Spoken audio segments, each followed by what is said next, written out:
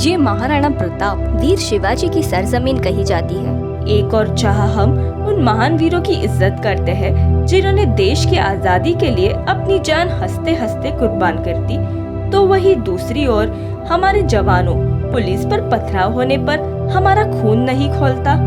क्यों हम Uri, Pulwama, Indo China border issue जैसे बड़े हमले होने पर क्रोधित हो जाते हैं?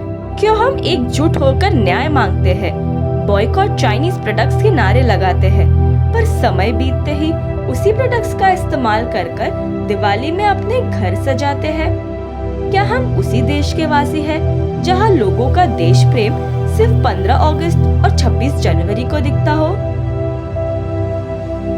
एक और जहां देवी को शक्ति माना जाता है, तो वही दूसरी ओर उस शक्ति समान बच्ची का गर्भपात करने में लोग कतराते नहीं।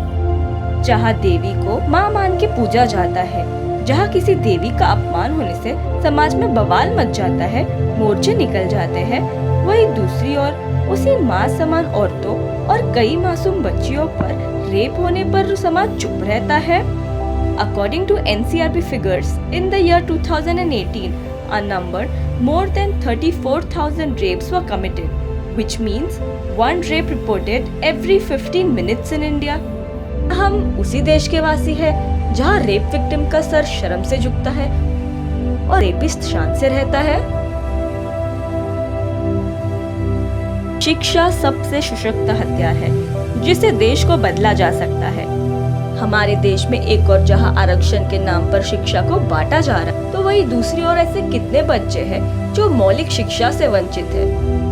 एक और जहां 69% लाने वाला छात्र डोनेशन की बदौलत टॉप मेडिकल कॉलेज में पढ़ रहा है, तो वही दूसरी ओर 92% लाने वाले छात्र को डोनेशन ना देने के कारण अपने डॉक्टर बनने का ख्वाब टूटता हुआ देख रहा है। और कईयों को तो पाठशाला क्या होती है ये जानने का अवसर भी नहीं मिलता। सोचिए, अगर ऐसा ही चलता रहा तो क्या हमें अच्छे डॉक्टर्स, इंजीनियर्स मिलेंगे? या को आतंकवाद से सबसे ज्यादा खतरा है, इसमें न जाने कितने लोगों की मौत होती है। पर क्या आपको पता है, भारत में लोगों को आतंकवादी हमले से ज्यादा सड़कों पर गड्ढों से खतरा है। According to the data shared by various states, pothole killed around 3,597 across India in the year 2017, while terror was only 803.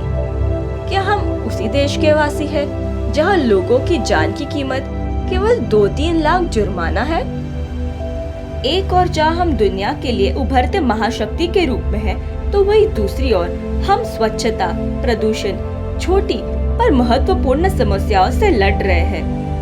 क्या हम उसी देश के वासी हैं जहां लोग अपने घर को तो स्वच्छ रखते हैं, पर मोहल्ले को स्वच्छ रखना भूल जाते हैं? जहां की हवा और पानी जहरीली बन गई हो, जहां चुटकी बजाते ही लोगों की सर की छत बिल्डर का शानदार प्रोजेक्ट बन जाती हो? आखिर कब तक हम ऐसे देश के वासी हैं ये कहना चाहते हैं? आखिर कब तक हम अपनी गैर जिम्मेदारियों का दोष किसी और को देते रहेंगे? हमारे देश की यह हालत किसी और ने नहीं, पर हमने खुद की है। क्या ये अस्वच्छता, रेप, निरक्षरता, गर्भपात, प्रदूषण किसी और देश के कारण है या इसमें हमारा ही दोष है? आप खुद सोचिए कि हम खुद जिम्मेदार नहीं अपने देश की हालत का? हमें तो उस देश का वासी बनना है जहां लड़का हो या लड़की दोनों को समान नजरिए से देखा जाता हो, जहां लड़कियों को भी उतनी ही आजादी हो जितने लड़कों को हो, जहां लोगों के मन में हर पल देश के रक्षकों के प्रति आदर और प्यार हो, जहां की हवा में मिट्टी की खुशबू हो और पानी गंगा जितना पवित्र हो, जहां सिर्फ देश की सरकारी नहीं सब मिलकर देश की प्रगति की ओर कदम बढ़ाए। और ये काम हमें सब साथ मिलकर करना होगा, क्योंकि कोई देश परफेक्ट नहीं होता, उसे परफेक्ट बनाना पड़ता है। जय हिंद, वंदे मातरम।